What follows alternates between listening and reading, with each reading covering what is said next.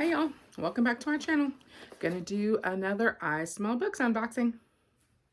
So I know I am trying to do a box and book rather than just have one or the other, but it is so much harder, it feels like, to do a book review if I'm not holding the book. I don't know exactly why, because it's not like I'm reading from it or anything, although that would be a nice inclusion if I were the kind of person who put these things together in any planful, intentional way.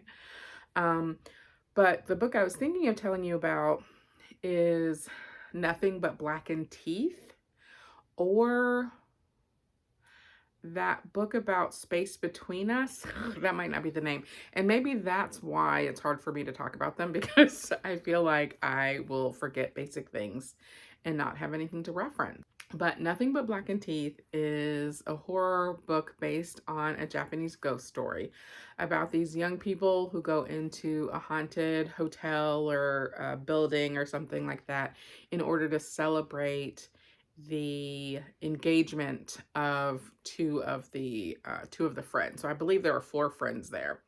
And through the course of this very short book, we hear a little bit about their histories together, who has dated who might be in love with who, and all of that. And then the ghost shows up and everybody freaks out. I didn't find any of the characters likable. So I wasn't invested in any of them living or dying or any of that stuff. And then it sort of like wraps up. So it was like this snapshot into this weird, I don't know, 15-hour period of time told from the point of view of this girl, maybe a young woman, who had recently been hospitalized for what sounds like a suicide attempt, I think. And then that doesn't really play a role in it very much. And then it's over. So there you go. The cover is super creepy, and I will put it somewhere on the screen so that you can see it, because it is really cool. And there is a lot of kind of atmospheric stuff. I found the writing somewhat redundant though, but it does set a good stage. Um, I don't know if it's in translation or not. I should have checked that too, but I would say at least a 3.5. It was really short, so if you're into horror, into ghost stories or whatever, I think it's worth it for just having read it and the experience of it. And then the other one I was thinking about telling you guys about was one of the ones on the best list for Goodreads. And I had picked it up shortly before I realized it was announced from Barnes & Noble, because it's sitting out on a table. So it had probably already been picked, and that's why it was out. Or it was popular or whatever, which is really what Goodreads awards are for, popularity or what people are reading. And that one was weird because it's genre busting, I guess, which is the good way to say it tried to be a lot of things. So it really starts with this young couple who find a place to live. There's cold spots, all the telltale, it's a haunted sort of area, place. And then the young woman dies, and the dude sinks into his deepest depression and goes to live in a house, sells their condo, goes to live in a house in the middle of the woods because he no longer wants to interact with humans, and, same. But the haunting follows him because it's not really like the place is haunted, but he's haunted. I don't exactly know. But then there's this door that shows up. Like, it was super weird.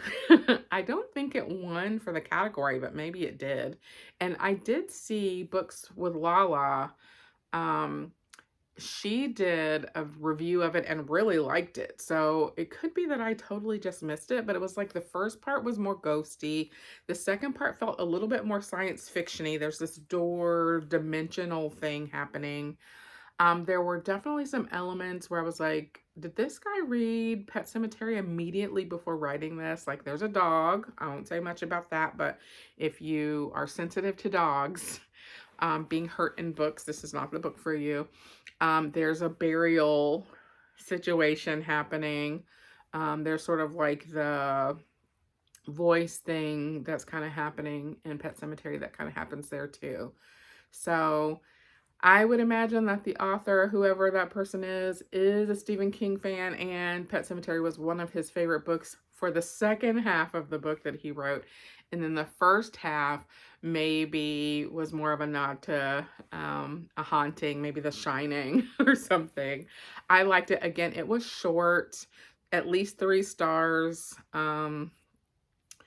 but disconnected, a little disjointed in the story for me. So those are 2 books in the horror genre that I've read over the last few weeks that I wish I had in my hand to show you. So the additional horror things to talk about is that the mailman obviously did not want to get out of the car and put this on my porch, and so shoved it into the mailbox when it doesn't fit. But thank goodness that he smushed the side that doesn't have the book in it, because I would be super not happy about that. What would I do? I don't even know what the recourse is for asshole mailmen smushing your books. So I Smell Books is a monthly book subscription. I am, I believe, currently a brand rep.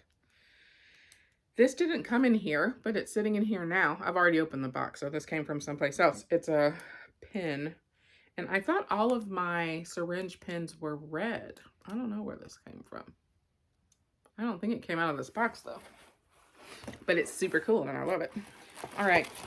So what we've got is a slightly crushed print.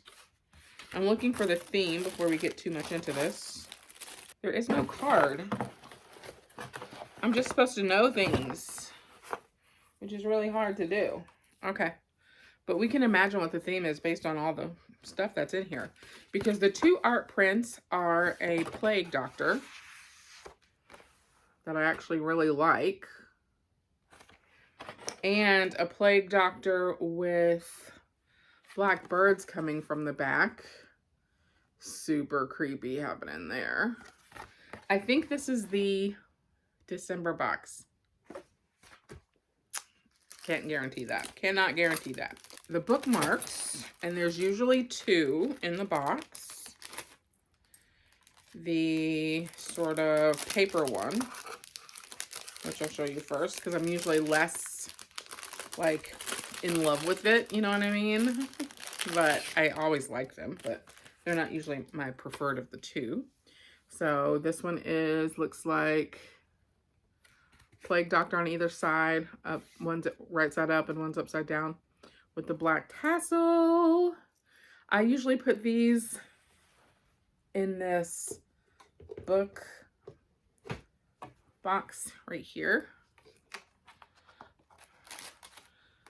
So I have this yellow tassel one, I have a red tassel one, and now I have a black tassel one hanging out. Of course, now that I have those hanging out, this is not going to close. Oh, it does.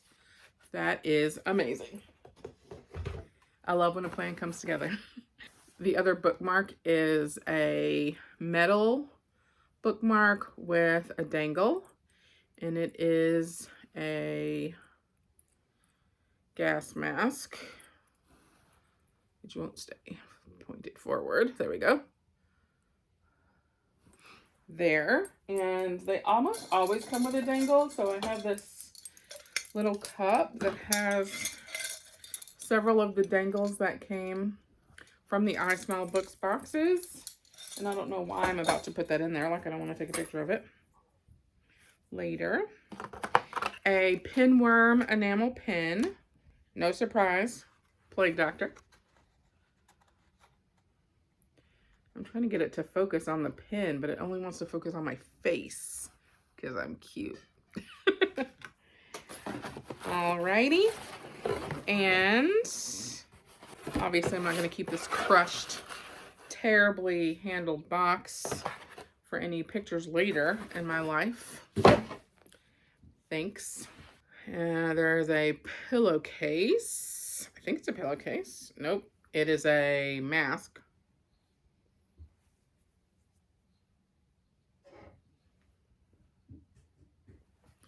Pretty cool. I'm wearing lipstick, so I'm not going to try it on, but I actually quite love it. And the socks. The reason why I already have this box open is because I needed to take a sock Sunday picture for Instagram. I'm taking a little bit of a break from Instagram right now because I feel like it was just like taking up my life. So I posted a picture on Sunday and then uninstalled the app from my phone, which is probably why I've been able to batch record a bunch of box and book reviews today. So here's the socks, toilet paper, and tissue boxes. I wish I knew what the theme was because I wonder if this is related to that. Maybe you need a lot of toilet paper and tissues when you are dying of something you need a gas mask for. I don't know. I don't know. I just work here. Alrighty, and then last but certainly not least is the book. And it is The Last She by H.J. Nelson. Survival is everything. So is love. And it's got all of the crap in it. I was hoping there would be a spoiler card, but obviously not. All right. Era. I made a mistake. We all did. Go back to the beginning. It's not too late. That's what's written at the top in orange. All right. Summary. As the only female to survive a devastating virus, Ara hasn't seen another human in months, not since her father disappeared. The plague has swept away humanity, and Ara's world is desolate, haunted by the ghosts of her former life, her mother, her sister. Caden and his crew live by a code. Stay alert, stay alive. When they catch Ara stealing from them, they are furious and confused. She is the first girl they have seen in 3 years, and while Caden knows taking her captive is wrong, he tells himself he's doing it to protect her. But as he becomes mesmerized by Ara's will and her beauty, she remains determined to follow through on her father's mission. Go back to the beginning, end the plague. Even if that means abandoning those she has come to care about, including Caden. As their worlds fall farther apart, Ara and Caden will have to decide what matters most to them. Being together or simply surviving. So that is The Last She by H.J. Nelson.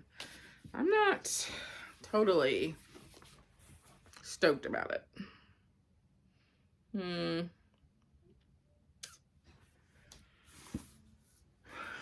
Thief, captive, savior. She's the only girl who survived. Only she can save them all.